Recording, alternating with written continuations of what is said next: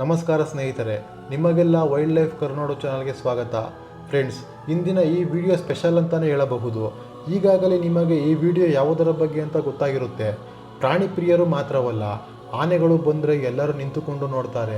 ಗಾತ್ರ ದೈತ್ಯವಾದರೂ ಅವುಗಳ ಸ್ವಭಾವ ಸೌಮ್ಯ. ಅದರಲ್ಲೂ ಮರಿ ಆನೆಗಳಂತೂ ತುಂಬಾನೇ ತುಂಟತನ. ಅವುಗಳ ಆಟಗಳನ್ನೇ ನೋಡೋದೇ ಕಣ್ಣಿಗೆ ಆನಂದ. ಆದರೆ ಸ್ನೇಹಿತರೆ, ಸಾಕಿದ ಅಥವಾ ಪಳಗಿದ ಆನೆಗಳ ಕತೆ ಒಂದು ಕಡೆಯಾದರೆ, ಕಾಡಿನಲ್ಲಿ ಯಾವ ಷರತ್ತುಗಳಿಲ್ಲದೆ, ನಿಯಮಗಳಿಲ್ಲದೆ ಮನಸ್ಸಿಗೆ ಬಂದಂತೆ ಇರುವ ಕಾಡಾನೆಗಳ ಲೆಕ್ಕನೇ ಬೇರೆ. ಅದರಲ್ಲೂ ಒಂಟಿ ಸಲಗ ಅಂದರೆ ಯಾರಿಗೆ ಭಯ ಆಗಲ್ಲ ಹೇಳಿ. ಅವುಗಳಿಂದ ಎಷ್ಟೋ ಜನ ಪ್ರಾಣ ಕಳೆದುಕೊಳ್ತಾರೆ. ರೈತರು ತಮ್ಮ ಬೆಳೆಗಳನ್ನು ಕಳೆದುಕೊಳ್ತಾರೆ. ಹೀಗೆ ಕಾಡಾನೆಗಳಿಂದ ನಷ್ಟವೂ ಆಗುತ್ತದೆ. ಹೀಗಾಗಿ ಜನಸಾಮಾನ್ಯರಿಗೆ ತೊಂದರೆ ಉಂಟು ಮಾಡುವ ಅನೇಕ ಕಾಡಾನೆಗಳನ್ನು ಸೆರೆ ಹಿಡಿಯಲಾಗುತ್ತದೆ ಹಾಗೂ ಅವುಗಳಿಗೆ ತರಬೇತಿ ನೀಡಿ ಆನೆ ಶಿಬಿರಗಳಲ್ಲಿ ಇಟ್ಟುಕೊಳ್ಳಲಾಗುತ್ತದೆ. ಈ ರೀತಿ ಸೆರೆ ಹಿಡಿಯಲಾದ ಆನೆಗಳು ನೂರಾರು. ಅದರಲ್ಲಿ ಕೆಲವು ಮಾತ್ರ ಫೇಮಸ್ ಆಗುತ್ತವೆ.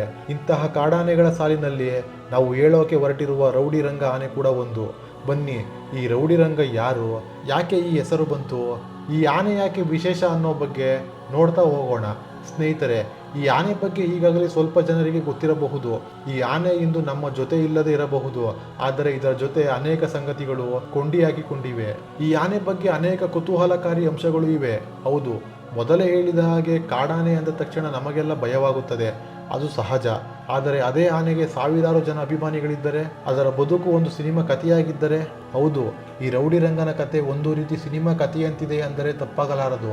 ಇಂದಿನಿಂದ ಹೊಸದಾಗಿ ಶುರುವಾಗುತ್ತಿರುವ ಈ ಸರಣಿಯಲ್ಲಿ ನಾವು ಕರ್ನಾಟಕದ ಅತಿ ಹೆಚ್ಚು ಚರ್ಚಿತ ಕಾಡಾನೆ ರೌಡಿ ರಂಗನ ಬಗ್ಗೆ ತಿಳಿದುಕೊಳ್ಳೋಣ. ಅದಕ್ಕೂ ಮುನ್ನ ನೀವಿನ್ನೂ ನಮ್ಮ ಚಾನಲ್ಗೆ ಸಬ್ಸ್ಕ್ರೈಬ್ ಆಗಿಲ್ಲ ಅಂದರೆ ಈಗಲೇ ಆಗಿ, ಹಾಗೆ ಪಕ್ಕದಲ್ಲಿರೋ ಬೆಲ್ ಐಕನ್ ಮೇಲೆ ಕ್ಲಿಕ್ ಮಾಡಿ. ರಂಗನ ಜನನ ಹಾಗೂ ವಾಸಸ್ಥಾನ. ಸಾಮಾನ್ಯ ಕಾಡಾನೆಯಿಂದ ಒಂಟಿ ಸಲಗ. ಸ್ನೇಹಿತರೆ, ರೌಡಿ ರಂಗ ಒಂದು ಒಂಟಿ ಸಲಗವಾಗಿದ್ದು ಏಷ್ಯನ್ ಆನೆಯಾಗಿದೆ. ಈ ಆನೆ ಸುಮಾರು 1984ರಲ್ಲಿ ಜನಿಸಿದ್ದು ಸುಮಾರು 34 ವರ್ಷಗಳ ಕಾಲ ಬದುಕಿತ್ತು ಅಂತ ಒಂದು ದಾಖಲೆ ಹೇಳಿದರೆ, ಇನ್ನು ಕೆಲವು ಕಡೆ ರಂಗ ಸುಮಾರು 40ರಿಂದ 45 ವರ್ಷಗಳ ಕಾಲ ಬದುಕಿದ್ದ ಅಂತ ಹೇಳಲಾಗುತ್ತದೆ. ತನ್ನ ಸಮಯದ ಸುಮಾರು 2.5 ದಶಕಗಳ ಕಾಲ ಸಾವನದುರ್ಗ, ರಾಮನಗರ, ಮಾಗಡಿ ಮತ್ತು ಬನ್ನೇರುಘಟ್ಟ ಕಾಡುಗಳಲ್ಲಿ ತನ್ನದೇ ಸಾಮ್ರಾಜ್ಯವನ್ನು ಕಟ್ಟಿಕೊಂಡಿದ್ದ ಈ ಸಲಗದ ಹೆಸರನ್ನು ಕೇಳಿದರೆ ಇಂದಿಗೂ ರೈತರಲ್ಲಿ ಒಂದು ಕಡೆ ಭಯ, ಮತ್ತೊಂದು ಕಡೆ ಅಪಾರ ಗೌರವ ಮೂಡುತ್ತದೆ. ರಂಗ ಮೊದಲ ಬಾರಿಗೆ ಜನರ ಕಣ್ಣಿಗೆ ಬಿದ್ದಿದ್ದು 2000 ದಶಕದ ಆರಂಭದ ಭಾಗದಲ್ಲಿ. ಆಗಿನ್ನೂ ಅವನು ತಾರುಣ್ಯಕ್ಕೆ ಕಾಲಿಡುತ್ತಿದ್ದ ಒಂಟಿ ಸಲಗ. ರಂಗ ಮೊದಲು ಸಾಮಾನ್ಯ ಕಾಡಾನೆಯಾಗಿತ್ತು. ಅದರ ಪಾಡಿಗೆ ಅದು ಕಾಡಿನಲ್ಲಿ ಓಡಾಡ್ತಾ ಜನರಿಗೆ ತೊಂದರೆ ಮಾಡದೇ ಇತ್ತು. ಆದರೆ ನಿಧಾನವಾಗಿ ಅದು ಮಾನವ ವಾಸಸ್ಥಳಗಳ ಕಡೆಗೆ ಬರೋಕೆ ಶುರು ಮಾಡ್ತು. ಇವನ ಮುಖ್ಯ ವಾಸಸ್ಥಾನ ಬನ್ನೇರುಘಟ್ಟ ರಾಷ್ಟ್ರೀಯ ಉದ್ಯಾನವನ ಆಗಿದ್ದರೂ ಇವನ ವಿಹಾರ ಮಾತ್ರ ಮಾಗಡಿ, ಸಾವನದುರ್ಗ, ರಾಮನಗರ ಮತ್ತು ಕನಕಪುರದವರೆಗೂ ಹರಡಿತ್ತು. ಅದರಲ್ಲೂ ರಂಗನ ವಿಶೇಷ ಅಂದರೆ, ಈತ ಕಾಡಾನೆಯಾಗಿದ್ದರೂ ರಂಗ ಕೇವಲ ಕಾಡಿನ ಒಳಗೆ ಇರುತ್ತಿರಲಿಲ್ಲ. ಕಾಡಿನ ಅಂಚಿನಲ್ಲಿರುವ ನೂರಾರು ಹಳ್ಳಿಗಳ ಜನರಿಗೆ ಇವನು ಚಿರಪರಿಚಿತನಾಗಿದ್ದ. ಬೆಳೆ ಹಾನಿ ಮಾಡುವಲ್ಲಿ ಇತರ ಒಂಟಿ ಸಲಗಗಳಂತೆ ಇವನು ಏನು ಕಮ್ಮಿ ಇರಲಿಲ್ಲ. ಇತರ ಆನೆಗಳಂತೆ ಇವನು ಮನುಷ್ಯರ ಮೇಲೆ ವಿನಾಕಾರಣ ದಾಳಿ ಮಾಡುತ್ತಿರಲಿಲ್ಲ. ಹಾಗಂತ ದಾಳಿಯನ್ನೇ ಮಾಡಿಲ್ಲ ಅಂತಲ್ಲ, ತನ್ನ ಪಾಡಿಗೆ ತಾನು ಗಂಭೀರವಾಗಿ ನಡೆಯುತ್ತಿದ್ದ ರಂಗನನ್ನು ನೋಡಲು ಜನರು ಮುಗಿಬೀಳುತ್ತಿದ್ದರು. ರಂಗನಿಗೆ ರೌಡಿ ಅನ್ನೋ ಹೆಸರು ಬಂದಿದ್ದು ಯಾಕೆ ಗೊತ್ತಾ? ಒಂದು ನಿರ್ದಿಷ್ಟ ಬೈಕ್ ಸೌಂಡ್ ಅಂದರೆ ಈತನಿಗೆ ಅಷ್ಟೊಂದು ಸಿಟ್ಟು ಯಾಕಿತ್ತು ಗೊತ್ತಾ? ಅರಣ್ಯ ಇಲಾಖೆಯೇ ಬೆರಗಾಗುವಂಥ ಬುದ್ಧಿವಂತಿಕೆ ಇವನಿಗಿತ್ತ? ಈ ಎಲ್ಲ ಪ್ರಶ್ನೆಗಳಿಗೆ ಉತ್ತರವನ್ನು ನೋಡ್ತಾ ಹೋಗೋಣ ಬನ್ನಿ. ರಂಗನಿಂದ ರೌಡಿ ರಂಗ. ಅಪ್ರತಿಮ ಬುದ್ಧಿವಂತಿಕೆ. ಸ್ನೇಹಿತರೆ, ರೌಡಿ ಅಂದ ತಕ್ಷಣ ಕೆಟ್ಟ ವ್ಯಕ್ತಿ, ಜನರಿಗೆ ತೊಂದರೆ ಕೊಡುವವನು ಅಂತ ನಮ್ಮ ತಲೆಯಲ್ಲಿ ಒಂದು ಥಾಟ್ ಬರುತ್ತೆ. ಒಬ್ಬ ವ್ಯಕ್ತಿ ಸುಮ್ಮನೆ ರೌಡಿ ಆಗಲ್ಲ, ಅವನ ಕೆಟ್ಟ ವರ್ತನೆಗಳಿಂದ ಆತನ ಹೆಸರಿನ ಮುಂದೆ ರೌಡಿ ಅನ್ನೋ ಪದ ಸೇರಿಕೊಳ್ಳುತ್ತೆ. ಹಾಗಾದರೆ ರಂಗನಿಗೆ ಈ ಹೆಸರು ಬರಲು ಕಾರಣವೇನು? ಆನೆಯ ಕೆಟ್ಟ ವರ್ತನೆಗೆ ಅಥವಾ ಆನೆಗೆ ರೌಡಿ ಅನ್ನೋ ಹೆಸರು ಅದರ ಚಾಣಾಕ್ಷತನದಿಂದ ಬಂದಿದೆಯಾ? ಸ್ನೇಹಿತರೆ, ರೌಡಿ ಅನ್ನೋ ಹೆಸರು ಅರಣ್ಯ ಇಲಾಖೆಯವರು ಇಟ್ಟ ಹೆಸರು. ಅರಣ್ಯ ಇಲಾಖೆ ಇವನಿಗೆ ಈ ಹೆಸರು ಇಡಲು ಪ್ರಮುಖ ಕಾರಣ ಇವನ ಹಠಮಾರಿ ಸ್ವಭಾವ. ಅರಣ್ಯ ಇಲಾಖೆ ಇವನನ್ನು ತಡೆಯಲು ಏನೆಲ್ಲ ಸರ್ಕಸ್ ಮಾಡಲಿಲ್ಲ ಹೇಳಿ. ಆನೆಯ ಕಂದಕಗಳನ್ನು ತೋಡಿದರು, ಸೋಲಾರ್ ಬೇಲಿಗಳನ್ನು ಹಾಕಿದರು, ಆದರೆ ರಂಗ ಯಾವುದಕ್ಕೂ ಬಗ್ಗಲಿಲ್ಲ. ಇವೆಲ್ಲ ಹಳೆಯ ಟೆಕ್ನಿಕ್ಗಳು, ನಿಮ್ಮ ಆಟಗಳು ನನ್ನ ಮುಂದೆ ನಡೆಯಲ್ಲ ಅಂತ ಒಳಗೆ ನಕ್ಕಿರಬಹುದು ರಂಗ. ಇಲ್ಲಿ ರಂಗನ ಬುದ್ಧಿವಂತಿಕೆ ಎದ್ದು ಕಾಣುತ್ತದೆ. ಸೋಲಾರ್ ಬೇಲಿ ಹಾಕಿದಾಗ, ಸೋಲಾರ್ ಬೇಲಿಯಲ್ಲಿ ವಿದ್ಯುತ್ ಹರಿಯುತ್ತದೆ ಅಂತ ಗೊತ್ತಾದಾಗ ರಂಗ ಮರದ ಕೊಂಬೆಗಳನ್ನು ಮುರಿದು ಅದರ ಮೇಲೆ ಹಾಕುತ್ತಿದ್ದ.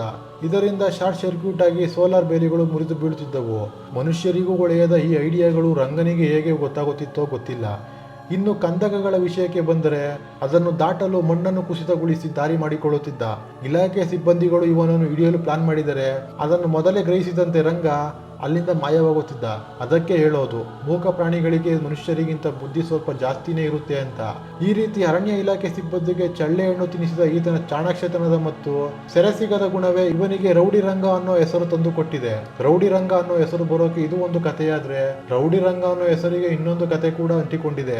ಮೊದಲೇ ಹೇಳಿದ ಹಾಗೆ ರೌಡಿ ಅನ್ನೋ ಹೆಸರು ವರ್ತನೆಗೆ ಸಂಬಂಧಪಟ್ಟಿದ್ದು. ರಂಗನ ವರ್ತನೆಯೇ ಆತನಿಗೆ ಈ ಹೆಸರು ಬರಲು ಕಾರಣ ಅಂತ ಕೆಲವರು ಹೇಳ್ತಾರೆ. ಸಾಮಾನ್ಯವಾಗಿ ಕಾಡನೆಯಾಗಿದ್ದ ರಂಗ ಗ್ರಾಮಗಳಿಗೆ ಬರೋಕೆ ಶುರು ಮಾಡಿದ. ಸುಮ್ಮನೆ ಬಂದು ಹೋಗುತ್ತಿರಲಿಲ್ಲ. ರೈತರ ಬೆಳೆಗಳನ್ನು ನಾಶ ಮಾಡುತ್ತಿದ್ದ. ಯಾವುದೇ ಕಾರಣವಿಲ್ಲದೆ ದಾಳಿ ಮಾಡುತ್ತಿದ್ದ. ವಾಹನಗಳನ್ನು ಕೂಡ ಹಾಳು ಮಾಡುತ್ತಿದ್ದ. ರಂಗನ ಈ ಅಗ್ರೆಸಿವ್ ವರ್ತನೆಯಿಂದ ಜನರು ಈತನನ್ನು ರೌಡಿ ರಂಗ ಅಂತ ಕರೆಯೋಕೆ ಶುರು ಮಾಡಿದರು ಅಂತ ಹೇಳಲಾಗುತ್ತದೆ. 11 ಆನೆಗಳ ನಾಯಕ. ವಾರ್ಷಿಕವಾಗಿ ಬರೋಬ್ಬರಿ 1 ಕೋಟಿ ರೂಪಾಯಿ ನಷ್ಟ. ಸ್ನೇಹಿತರೆ, ರೌಡಿ ರಂಗ ಒಂದು ಸ್ಥಳದಲ್ಲಿ ಇರಲಿಲ್ಲ. ಈತ ಕಾಲಿಗೆ ಚಕ್ರ ಕಟ್ಟಿಕೊಂಡಂತೆ ಓಡಾಡುತ್ತಿದ್ದ. ರೌಡಿ ರಂಗ ಮುಖ್ಯವಾಗಿ ಕಂಡುಬಂದ ಪ್ರದೇಶಗಳು ಸಾವನದುರ್ಗ, ಮಾಗಡಿ, ಬನ್ನೇರುಘಟ್ಟ, ಕನಕಪುರ, ರಾಮನಗರ, ಸುತ್ತಮುತ್ತಲಿನ ಗ್ರಾಮಗಳು. ಈ ಆನೆ ಪ್ರತಿದಿನ ಹೊಸ ಗ್ರಾಮಗಳಿಗೆ ಹೋಗುತ್ತಿತ್ತು ಎನ್ನಲಾಗಿದೆ. ಗ್ರಾಮಗಳಿಗೆ ವಿಸಿಟ್ ನೀಡಿ ಅಲ್ಲಿ ಕೀಟಲೆಗಳನ್ನು ಮಾಡುತ್ತಿತ್ತು. ರಾತ್ರಿ ಹೊತ್ತಿನಲ್ಲಿ ಗ್ರಾಮಗಳಿಗೆ ನುಗ್ಗಿ ಭತ್ತ, ಜೋಳ ಬೆಳೆಗಳನ್ನು ಹಾಳು ಮಾಡುತ್ತಿತ್ತು. ತಡೆಯಲು ಬಂದರೆ ಕೆಲವೊಮ್ಮೆ ಜನರ ಮೇಲೆ ದಾಳಿ ಕೂಡ ಮಾಡುತ್ತಿತ್ತು. ಈ ಕಾರಣಕ್ಕೆ ಜನರು ಈ ಆನೆಯನ್ನು ನೋಡಿದರೆ ಜೀವದ ಭಯದಿಂದ ಓಡಿ ಹೋಗುತ್ತಿದ್ದರು ಎನ್ನಲಾಗಿದೆ. ಸ್ನೇಹಿತರೆ, ಸಾಮಾನ್ಯವಾಗಿ ಒಟ್ಟಿಸಲಗಗಳು ಗುಂಪಿನಲ್ಲಿ ಇರಲ್ಲ. ಹೀಗಾಗಿ ಅವನನ್ನು ಒಟ್ಟಿಸಲಗ ಅಂತ ಕರೆಯುತ್ತಾರೆ. ಆದರೆ ರಂಗ ಒಂಟಿಯಾಗಿದ್ದರೂ ಸುಮಾರು 11 ಆನೆಗಳ ತಂಡದ ನಾಯಕನಾಗಿದ್ದ. ಬೆಂಗಳೂರು, ಬನ್ನೇರುಘಟ್ಟ, ರಾಗಿಹಳ್ಳಿ, ಕಗಲಿಪುರ ಮತ್ತು ಮಾಗಡಿ ಸುತ್ತಮುತ್ತಲಿನ ಹಳ್ಳಿಗಳಲ್ಲಿ ಈ ಆನೆ ಮತ್ತು ಇದರ ಗುಂಪು ಅಟ್ಟಹಾಸ ಮೆರೆಯುತ್ತಿತ್ತು. ರೌಡಿ ರಂಗ ಎಷ್ಟರ ಮಟ್ಟಿಗೆ ಹಾನಿ ಮಾಡುತ್ತಿದ್ದ ಅಂದರೆ, ರಂಗ ಹಾಗೂ ಆತನ ಗುಂಪು ವಾರ್ಷಿಕವಾಗಿ ಕೋಟಿ ರೂಪಾಯಿ ಮೌಲ್ಯದ ಬೆಳೆಗಳನ್ನು ನಾಶಪಡಿಸುತ್ತಿತ್ತು ಎನ್ನಲಾಗಿದೆ. 2006ರಲ್ಲಿ ಬನ್ನೇರುಘಟ್ಟದಲ್ಲಿ ರೈತನೊಬ್ಬನನ್ನು ಕೊಂದು ಭೀತಿ ಸೃಷ್ಟಿಸಿದ್ದು. ಕೆಲ ಆರ್ಟಿಕಲ್ ಪ್ರಕಾರ ರಂಗನ ದಾಳಿಗೆ ಸುಮಾರು 25 ಜನ ಬಲಿಯಾಗಿದ್ದಾರೆ ಅಂತ ಹೇಳಲಾಗುತ್ತದೆ. ಮನುಷ್ಯನನ್ನು ಕಂಡರೆ ಕೆರಳಿ ಕಣ್ಣ ಮುಚ್ಚಾಲೆ ಆಡುತ್ತಿತ್ತು. ಇದರ ಬಗ್ಗೆ ಮುಂದಿನ ವಿಡಿಯೋದಲ್ಲಿ ಡೀಟೇಲ್ ಆಗಿ ನೋಡೋಣ. ಸ್ನೇಹಿತರೆ, ರೌಡಿ ರಂಗನ ಕಥೆಯನ್ನು ಒಂದು 10 ನಿಮಿಷದ ವಿಡಿಯೋದಲ್ಲಿ ಹೇಳೋಕೆ ಸಾಧ್ಯವಿಲ್ಲ. ಅವನ ಕತೆ ಅವನ ರೀತಿಯ ದೈತ್ಯವಾಗಿದೆ. ಅವನ ಬಗ್ಗೆ ಇನ್ನೂ ಅನೇಕ ವಿಷಯಗಳು ಅಂಟಿಕೊಂಡಿವೆ.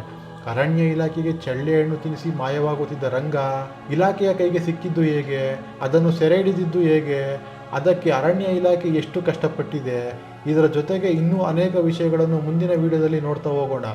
ಮುಂದಿನ ವಿಡಿಯೋದಲ್ಲಿ ರೌಡಿ ರಂಗನ ಬಗ್ಗೆ ಮತ್ತಷ್ಟು ಇಂಟ್ರೆಸ್ಟಿಂಗ್ ವಿಡಿಯೋಗಳನ್ನು ಒತ್ತು ತರ್ತೀನಿ. ಅಲ್ಲಿಯವರೆಗೆ ಧನ್ಯವಾದ. ಈ ಸರಣಿ ನಿಮ್ಮ ಕೈ ತಪ್ಪಿ ಹೋಗಬಾರದು ಅಂದರೆ ಈಗಲೇ ನಮ್ಮ ವೈಲ್ಡ್ ಲೈಫ್ ಕರ್ನಾಡು ಚಾನಲನ್ನು ಸಬ್ಸ್ಕ್ರೈಬ್ ಮಾಡಿ, ಪಕ್ಕದಲ್ಲಿರೋ ಬೆಲ್ ಐಕನ್ ಮೇಲೆ ಕ್ಲಿಕ್ ಮಾಡಿ. ಮತ್ತೆ ಮುಂದಿನ ವಿಡಿಯೋದಲ್ಲಿ ಸಿಗೋಣ. ಧನ್ಯವಾದಗಳು.